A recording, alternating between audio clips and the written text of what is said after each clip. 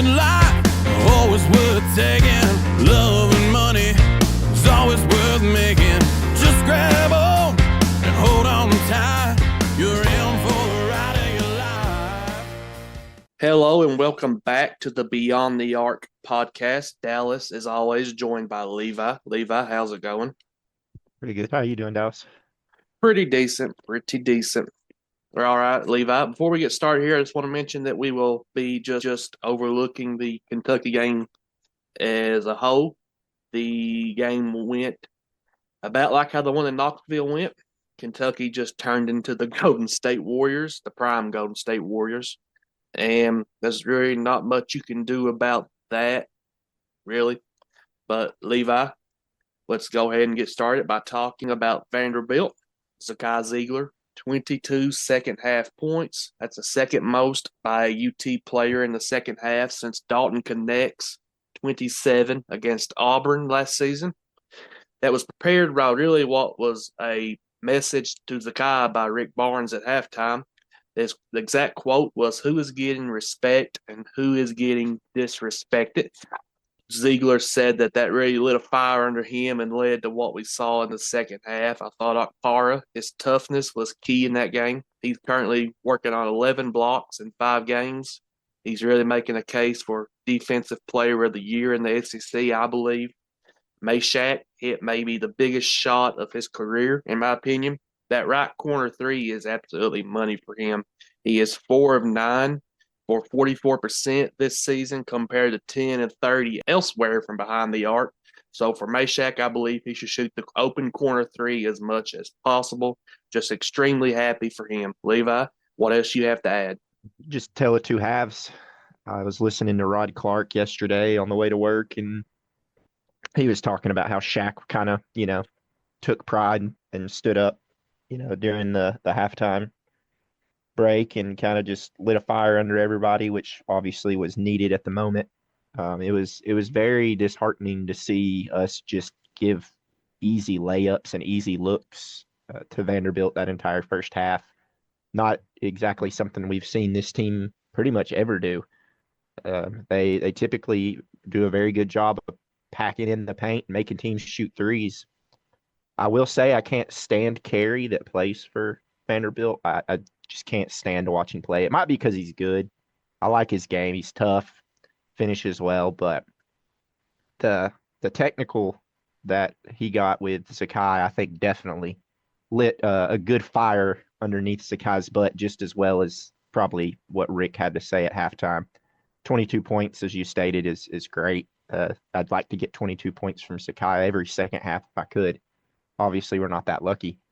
But yeah, just to tell the two halves, and I loved what I saw from the team in the second half. It looked like they maybe kind of figured some stuff out, which we're going to find out here in a few days whether or not they did. But overall, if you look at the entirety of the game, I'm pretty pleased with how we played, other than maybe a 6-minute stretch there in the first half. Yeah, they did give up a lot of open looks at the rim, but I do think that is credit to Vanderbilt as much as it is a negative to Tennessee. Mark Binghamton is a great coach, X's and O's, and he done a very good job at getting his guys open and really confusing Tennessee's defense and taking advantage of some of the gaps Tennessee gave them. But other than that, I have to echo pretty much everything you said there.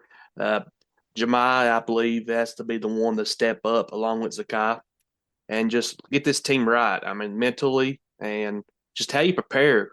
And it seems like the team maybe was a little bit, I don't want to say depressed. That's just the wrong word to use, but a little bit beaten down from losing the second game to Kentucky. And hopefully they come out on Saturday against A&M with a much bigger focus. Before we move on to A&M, Levi, do you have anything else you want to add about Vanderbilt?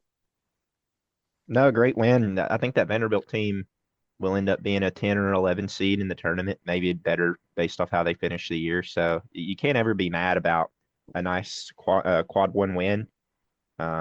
You just, I mean, I'm just glad that we turned it on in that second half, because I was sitting there dreading doing this podcast when it was a 16-point lead. And I was like, me and Dallas are going to legitimately have to talk about a week where we lost to Kentucky and Vanderbilt. I was like, this podcast is it's going to be dreadful. I'm going to be uh, using some choice words, but luckily they turned it around. So it was a nice win. You can't ever be mad about any SEC win, especially not this year.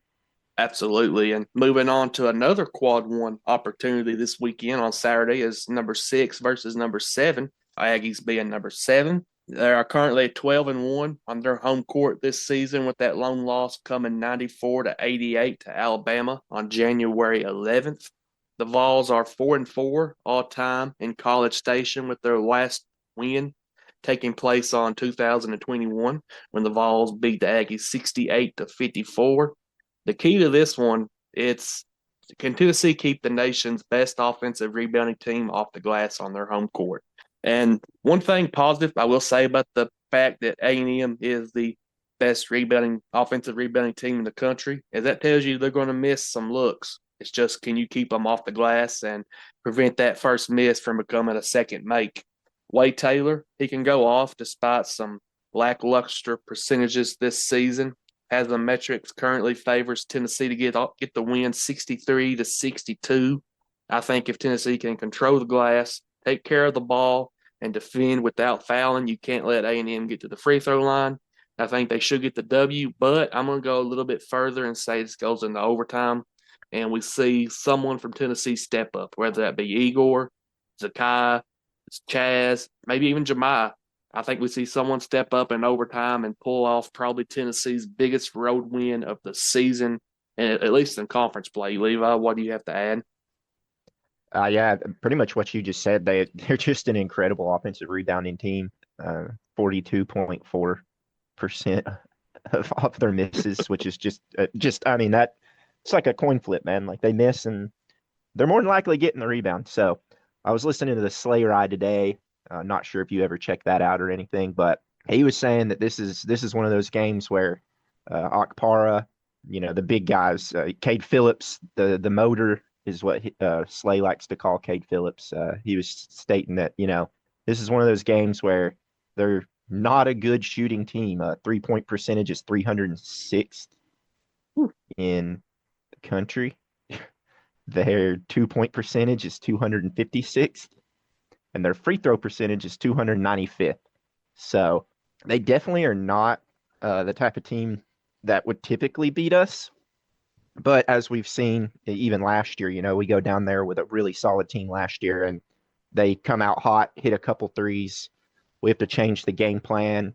Next thing you know, we're reeling and we're down, 20 plus points at halftime. So I would like to not repeat that this season. But as you stated, Dallas, they're a weird team. They're kind of mirrored similar to us. Their offense is good when shots are falling, and their defense is always typically great. So I could see this one being one of those games. I mean, even like you said, with going to overtime. But as of right now, Ken Palm predicts the game to be a 64-63 win for Tennessee. I could see it being lower than that. I could see this being like a 58, 55, 58, 56 type basketball game, just with the defenses. It's going to be a rock fight, and these are the types of games that I know you and I both enjoy. So I'm pretty dang excited to watch this one. Yeah, me too. The only thing is Tennessee may be playing 6-on-5 at times because Buzz Williams likes to get out there and close out on 3-point shooters, as Tennessee saw last year. He's one of the worst. I love Buzz Williams. I think he's a heck of a basketball coach. Don't get me wrong. I mean, like if I was to be able to handpick somebody to replace Rick one day, Buzz would be up in the top 3 for me for sure. He's a great recruiter as well. But yeah, he drives me mad the way. And then was it 2 years ago where he literally was in the middle of the court calling the timeout as we're like throwing the ball in? Like either we had hit a shot or they had hit a shot, and then Buzz just decides that he's just going to go to half court to call a timeout. I can't remember if that was last year or the year before. I believe it was last year. Yeah, just know he's kind of like Shaka Smart, man. Those guys they're high energy guys, and they're gonna go play some corner defense on your guys from time to time. And Buzz likes to do that thing where if a guy gets an open look, he likes to jump and stomp his feet. I guess maybe try to throw the shooter off a little bit, which me as a player, that never bothered me a lick. I hardly ever paid any attention to feet stomping or anything like that, or what the bench behind me was saying, unless it was my bench. But yeah, 6v5 this weekend. It could end up being 9v5 depending on the refs. If they let us play physical, I could see us getting into some foul trouble, which, as we've talked about pretty much every week, this team we're just not deep enough to deal with foul trouble at the moment. So hopefully we don't have to deal with any foul trouble. But as I said, I'm excited for this one. Like you, I think this could be likely the game of the weekend. Absolutely. And if you don't have anything else to add on that, we will move on to our hardly known Hoopers. Do you have anything to add? Now just go Vols, man. I mean, as you stated, this would be our biggest road win of the year. And even at Illinois was a huge win, but this game is massive for us. If we can win this one, that 1 seed is kind of back on the table because you still have LSU and South Carolina, and then you also just have to worry about Alabama, which Alabama at home I'm getting way ahead of myself. I'm just looking at the rest of the schedule, but the 1 seed's back on the table if you win this one. So I'll just leave it at that. Agreed. So, with that being said, let's move on to hardly known Hoopers. Hit the music. These people don't know who I am, man. They gonna know who I am. These people hardly know me though. Do they know me? Hey, these people hardly know me though. Do they know me? Hey, these people hardly know me though. My hardly known Hooper is Terrence Arsenault. The scoring numbers, he plays for Houston. The scoring numbers aren't going to jump off the page, really. 8.6 points per game. He had a high of 16 earlier this season against Toledo. But he's 6'6", and he has just an elite wingspan. There's actually no documented length, but I would guess he's about 7 foot, maybe 7'1" at the least, wingspan type of guy. He's shooting around 40% from three, but his defense abilities are what really stand out to me. This is a guy that I think is a guaranteed almost to be a really good college player and could possibly earn and carve out a row in the NBA. I mean, he's got that prototypical length. He's kind of if Rick Barnes had to sit down and build his own basketball player, I think Terrence Arsenault would be the type of player that Rick Barnes would build. Levi, who do you have? Keza Gifa? Not sure how you pronounce. He's from France, so his high school he played for is Levallois Metropolitans 92, if that tells you anything. But he plays for High Point. He started his career at UTEP in 2022. Took a year off basketball. Has moved back to High Point. He's a point guard, definitely, and he's still got some eligibility. But here we are again saying I would like this guy to end up on my team one day. Shoots the absolute cover off the ball. He kind of reminds me of was it Jaden? No, not Jaden Daniels. What was the Daniels kid that we got from James Daniel? Hampton. James Daniel, yeah, that we got from Hampton. That was could just absolutely fill it up. His last month, he's been probably one of the best players in college basketball. His turnover numbers are ridiculous, Dallas. He has 0 turnovers in the last 11 games as a point guard with 5, 7, 3, 3, 8, and 11 assists. So if that tells you anything. That's pretty insane. 3-point shooting as well.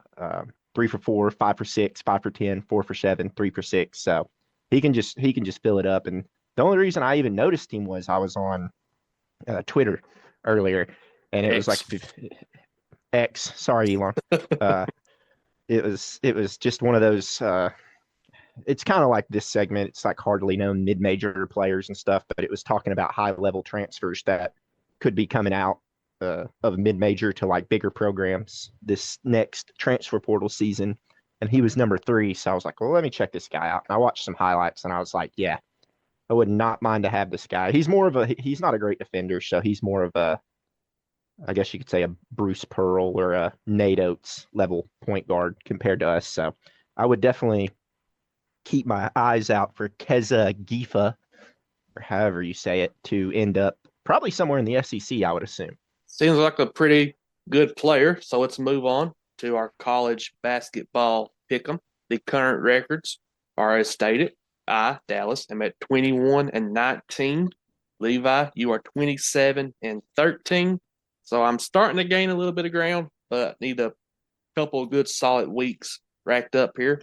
Let's start off with Michigan State at Michigan. Normally, this is a game that I pick Tom Izzo in. It seems like he wins these big games, but I'm leaning for Michigan. I think they've got a pretty solid team this year. Danny Wolf is just an absolute monster of a player. So I'm give me the Wolverines on their home court. Levi, who do you have?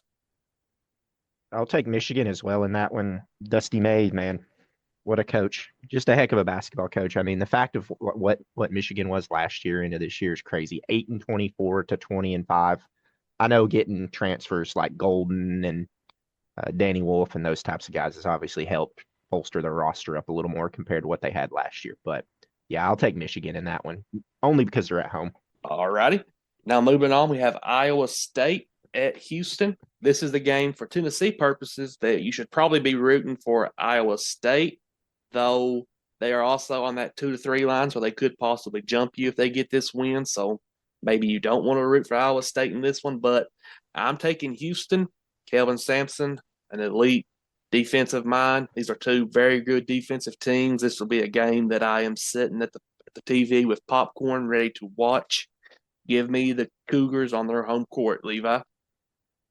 I'm actually surprised to see Ken Palm have this as a 71-63 game. I could see this game playing out in the 50s, to be honest. It's another one of those types of games, just which, like I said, I love to watch. I know NBA people hate to sit and watch a game played into the 50s. So this is why the NBA is a superior product. But I'm gonna go out on a limb here, and I'm gonna take Iowa State in this one. I think that could very well happen. This was a tough one for me. All right, moving on for probably the complete opposite type of game. We have Kentucky at Alabama. I'm not going to lie, this is a game where if the power grid were to go down and the game was canceled, I would be completely all right. There's not really a team here that I want to win. There's not really a team here that I feel good about picking. I'm going to go with Alabama. It's their home court. They're coming off a home loss to the Auburn Tigers, which is no big blemish on their record. But give me Alabama on their home court. Levi, who do you have? I like Alabama as well. I know that Alabama has to travel to Missouri to play a pretty solid Missouri team and then turn pretty much right back around on Saturday and play what I don't think is a very good Kentucky team, but they turned into their white boys decided that they were prime Steph Curry against us 5 for 7 from three. I Well, don't think they've hit 5, but the, uh, I'm going to take Alabama. absolutely. I mean, it's Kentucky has said for years that Tennessee that Tennessee, our Super Bowl, is playing in Kentucky. Here recently, Kentucky's playing like their Super Bowl is playing against Tennessee. That's all I'm going to say about that. Moving on to UConn at St. John's. This is a Sunday game that I am absolutely looking forward to. There have been 2 teams in NCAA history to make the Final Four shooting below 33%. Both teams have been coached by Rick Pitino. St. John's is currently shooting the ball 29% from 3. So does history repeat itself? We'll find out when March comes. But I am always going to pick against Danny Hurley in a situation where I can see him lose. That's probably the one head coach besides, I'm not going to mention that name, but besides, he's probably the most hated head coach probably in the country, if you ask me. So I'm going to go give me St. John's to pull off the home victory. Levi, who do you have? This feels like one that Danny Hurley somehow figures out a way to win. So I'm going to take UConn. I don't feel very confident in that pick, but I also am not just going to just carbon copy all your picks so that I end up winning these pick'ems by the end of the year, which might be a good idea after this week. But yeah, I don't know why. I feel odd about the fact that they just went and whipped Danny Hurley and UConn at home pretty recently. So I feel like this is just one of those games where UConn puts it together and gets it done. Well, I mean, I'm not 100% sure if this has ever happened before. I feel like it probably has, but maybe it hasn't. UConn is currently, I mean, they're on the verge of missing the tournament as a 2-time defending champion. I'm not sure if that's ever happened before, but it seems like it's likely it could happen unless they pick up and get this win. All right, moving on. to our locker room cleaning update. We interrupt this program for a special locker room cleaning update. 5-star, the 11th ranked player in the country, second ranked combo guard, class of 2025 guard, Braden Burries.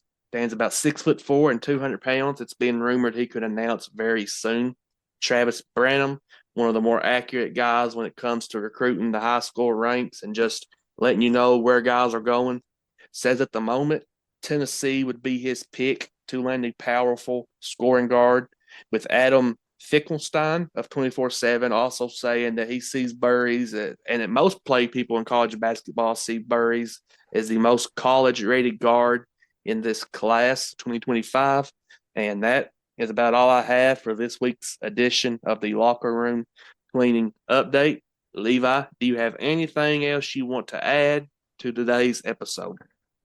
Yeah, I just wanted to know if you saw the video of Hurley walking off the court against Creighton, signaling to their fans, because I remember last year he about ended up fighting half their fans on the way out. But he was signaling to them like, I got 2 rings. I got 2 rings after they had just beat Creighton, which was a great win for UConn. But then they turn around and lose to an absolutely dreadful Seton Hall team in overtime. And oh man, it's hilarious to me how up and down this UConn team truly is. But I just thought it was just like pure karma that, he's walking off the court all cocky saying like, I got 2 rings. And then they turn around on Saturday and lose to one of the worst teams that I've probably watched in a long time. I watched Seton Hall play maybe a couple months ago. I watched them play Creighton, and oh man, it's just a dreadful basketball team. But hey, man, props to Shaheen Holloway for getting that dub against good old 2 rings Danny Hurley. There's not many teams in the NCAA tournament field this year that I'm necessarily afraid of for Tennessee. If they were to match up, I'd feel pretty good. But there is one team that I really want Tennessee to match up against. And it's not because I think they can beat them. I think they can, but it's just because I want to see them beat them, and that's UConn. Nothing would give me more joy than Rick Barnes absolutely laying it on the table and giving Danny Hurley an embarrassing loss. Nothing would make me happier. Oh, absolutely. I mean, beating UConn in the tournament would be great for me. My dad's a UConn alum, so I'm a Tennessee alum, so it'd give me a little bit of some ammunition to throw his way. And I guess since I mentioned it, I'll ask you, are there any teams currently in the field that you would like to stay away from? Not necessarily. I'm not really with us. I mean, we can beat anybody if we shoot the ball well enough. So Absolutely. That's the thing about this team is a lot of people have given up on it. The whole thing of like, well, Rick Barnes just doesn't win in the tournament, and this team doesn't shoot it well enough. We don't have the depth, so Sweet 16's the ceiling. And I'm like, I've watched some really, really bad basketball teams make a Final Four before, so I'm not going to put a ceiling on this team. But if there is one team that I would like to avoid again, it would be Florida, because they're not going to shoot the ball as bad as they did against us Agreed. up in Knoxville. And what they did to us down there in Gainesville was enough for me to be like, I don't like the stylistic matchup of that at all. I'd like to probably stay away from Purdue as well, just for PTSD purposes. The one team, if you gave me a hat, I had to mention, I think Tennessee beats this team probably 9 times out of 10, but I don't want to play them because of one particular player, and that's Kansas. I do not Hunter want. Dickinson. Yes, I cannot stand Hunter Dickinson. He's a pretty good player. I'll give him his credit, but I just don't want that matchup. I can't stand him, and if we were to lose that game, I'm not sure how I would handle myself. Do you happen to concur there? I concur 100% because me and Dad went to that first round after we won the SEC tournament. We had flown down to Tampa, and Dad was like, if they win this thing, he's like, we'll get first round tickets. And I was like, hey, that sounds good to me. He's like, we'll go on the run with them. So after they won it, me and Dad were really ecstatic, real happy. And we were watching, and Hunter Dickinson comes out and shoots 2 for 4 from 3 when the guy can't even throw it in the ocean half the time. So yeah, I would love to avoid having to deal with him whatsoever. He's also just a dirty player. He's not Chad Baker Mazzara dirty, but he's up there with him. Just one of those players You see that, that the other night yeah, where he smacked the dude in the face. and then argued that he didn't do anything. It shouldn't have been a flagrant one. I honestly, I think it should have been a flagrant two, but Yeah, they should have thrown him out in my opinion, but he'd already fouled out. So what's Yeah. the point making him go watch it on the TV? I guess that's a good point. But anyway, Levi, I guess we can wrap this up. This will be probably one of the shorter episodes we've done, but I'm sure next week we'll have a bunch to discuss. So with that being said, thanks for listening, and we will be back next week on the Beyond the Arc podcast. Go Vols. Go Vols. See you, Dallas.